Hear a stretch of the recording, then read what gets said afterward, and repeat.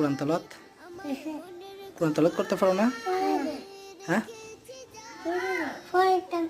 সূরা আলহামদুলিল্লাহ পারো নি? কুল আল্লাহ আলহামদুলিল্লাহ এটাও পারো না? এফিল চাও গজল পারো নি? গজল হ্যাঁ পারো না? গান পারো নি? গান হ্যাঁ গান পারো? হ্যাঁ একটা গান কও।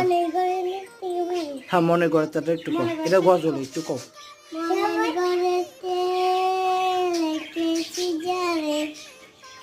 জাহানের বাসনবী